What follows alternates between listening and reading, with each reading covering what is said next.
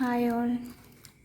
Bangle making വീഡിയോസിൽ നമ്മളെപ്പോഴും കേൾക്കുന്ന ടേംസാണ് 1 cut bangle, 2 cut bangle, 4 cut bangle എന്നിങ്ങനെ. ഇതെന്താണെന്നുള്ളത് നമുക്ക് നോക്കാം. വിഡ്ത്ത് വെച്ചാണ് ഇങ്ങനെ ബാങ്കിൾസിനെ കാറ്റഗറൈസ് ചെയ്യുന്നത്. ഇത് 2 കട്ട് ബാങ്കിളാണ്. ഇതിൻ്റെ വിഡ്ത്ത് എന്ന് പറയുന്നത് ഏകദേശം 1 സെൻറ്റിമീറ്ററാണ്. നമുക്കൊരു സ്കെയിൽ വെച്ച് നോക്കിക്കഴിഞ്ഞ് കഴിഞ്ഞാൽ ഇതിൻ്റെ വിഡ്ത്ത് നമുക്ക് നോക്കാം. ഇതൊരു ഏകദേശം 1 സെൻറ്റിമീറ്റർ വിഡ്ത്തുള്ള ബാങ്കിൾസാണ് ഈ 2 കട്ട് ബാങ്കിൾസ്. ഇനി 1 കട്ട് ബാങ്കിൾ എന്ന് പറഞ്ഞാൽ 1 കട്ട് ബാങ്കിൾ ഇപ്പോൾ എൻ്റെ കയ്യിലില്ല.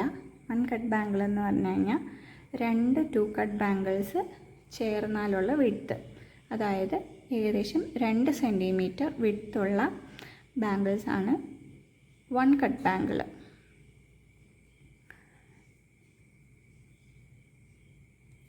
ഇനി 2 കട്ട് ബാങ്കിൾസിൻ്റെ ഒരു സെറ്റ് എന്ന് പറയുന്നത് 2 എണ്ണം ആയിരിക്കും. ഒരു സെറ്റ് 2 എണ്ണം ആയിരിക്കും ഉള്ളത്. ഇനി അടുത്ത കാറ്റഗറി 4 കട്ട്. 4 കട്ട് ബാങ്കിൾ എന്ന് പറയുമ്പോൾ ഏകദേശം 0.5 സെൻറ്റിമീറ്റർ അല്ലെങ്കിൽ 5 മില്ലിമീറ്റർ വിഡ്ത്തുള്ള 5 മില്ലിമീറ്റർ വിഡ്ത്തുള്ള ബാങ്കിൾസാണ് ഈ 4 കട്ട് ബാങ്കിൾസ്. ഇത് ഒരു സെറ്റിൽ 4 എണ്ണമാണ് ഉണ്ടാകുന്നത്. അടുത്തത് 6 കട്ടാണ്. 6 കട്ട് ബാങ്കിൾസ്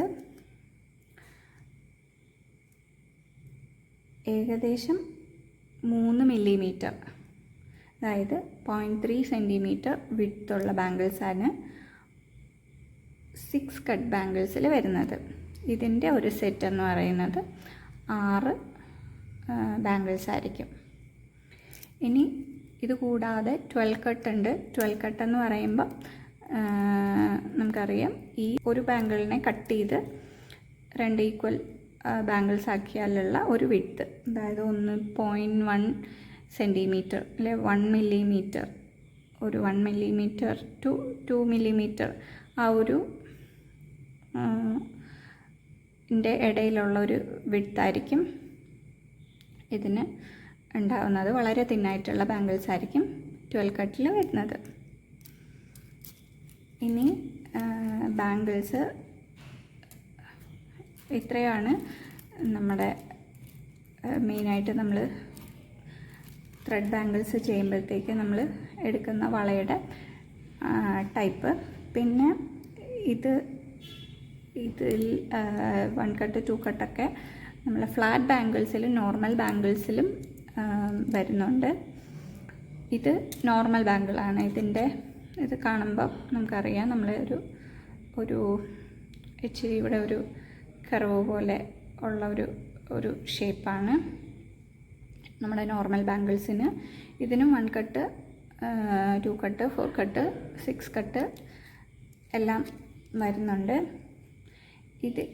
ഈ ബാങ്കിൾസ് ഫ്ലാറ്റ് ബാങ്കിൾസാണ്. ഇതിൻ്റെ മേൽവശം ഫ്ലാറ്റായിട്ടാണ് ഇരിക്കുന്നത്, ഇതുപോലല്ല. ഇത് രണ്ട് ടൈപ്പ് വെച്ചിട്ടും നമുക്ക് ത്രെഡ് ബാങ്കിൾസ് ചെയ്യാം. അടുത്ത നമ്മൾ നോക്കാൻ പോകുന്നത് ബാങ്കിൾസിൻ്റെ മെഷർമെൻറ്റ് എങ്ങനെ എടുക്കാമെന്നാണ്. മെഷർമെൻറ്റ് എടുക്കുന്ന സമയത്ത് നമുക്ക്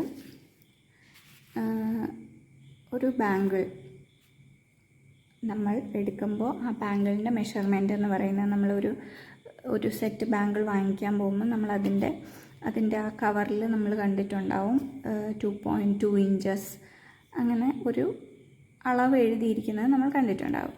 അതാണ് നമ്മുടെ ബാങ്കിളിൻ്റെ ഇന്നർ ഡയമീറ്ററാണ് അതുകൊണ്ട് ഉദ്ദേശിക്കുന്നത്. ഇന്നർ ഡയമീറ്റർ എന്ന് പറയുമ്പോൾ നമ്മൾ ഈ ബാങ്കിളിനെ മൊത്തമായിട്ട് ഇങ്ങനെയല്ല അളവെടുക്കുന്നത്, ഇതിൻ്റെ ഉൾവശത്തെ ഡയമീറ്ററാണ് എടുക്കുന്നത്. ഇതിൽ ഇങ്ങനെ നോക്കുമ്പോൾ അറിയാം നമുക്കിതൊരു 4.8 സെൻറ്റിമീറ്ററാണ്. 4.8 സെൻറ്റിമീറ്റർ ഇന്നർ ഡയമീറ്റർ ഉള്ളൊരു ബാങ്കിളാണിത്. അത് 4.8 സെൻറ്റിമീറ്റർ ഇന്നർ ഡയമീറ്റർ എന്ന് പറയുമ്പോൾ ഇതൊരു കിഡ്സ് ബാങ്കിളാണ്.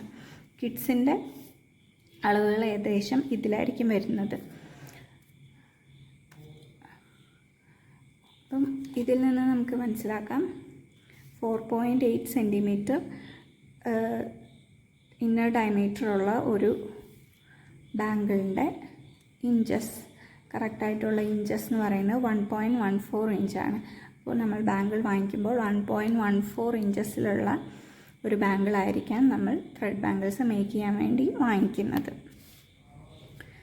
ഇതെല്ലാം കിഡ്സിൻ്റെ അളവുകളാണ്, ചെറിയ അളവുകളാണ്. ഇനി കുറച്ചുകൂടെ വലിയ അളവുകളായിരിക്കും അഡൾട്ട്സിന് വരുന്നത്. ഇതിപ്പോൾ ഒരു വലിയ വളയാണ്. ഇതെടുക്കുമ്പോഴത്തേക്കും ഇതിൻ്റെ ഇന്നർ ഡയമീറ്റർ നമ്മൾ മെഷർ ചെയ്യുമ്പോൾ നമുക്ക് കാണാൻ കഴിയും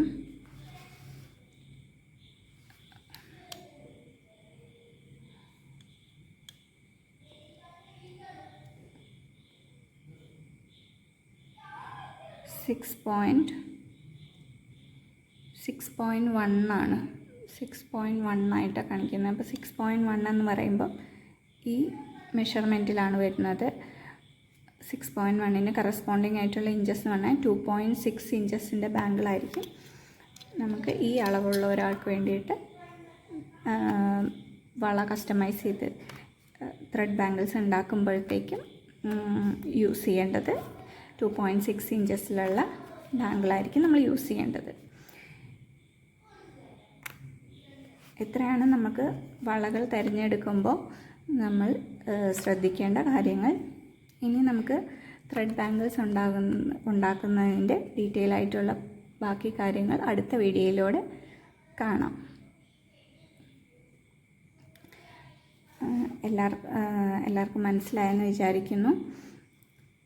ഈ വീഡിയോ നിങ്ങൾക്ക് ഉപകാരപ്പെട്ടെങ്കിൽ തീർച്ചയായും എൻ്റെ ചാനൽ സബ്സ്ക്രൈബ് ചെയ്യുക, എല്ലാവർക്കും ഷെയർ ചെയ്ത് കൊടുക്കുക. Thank you.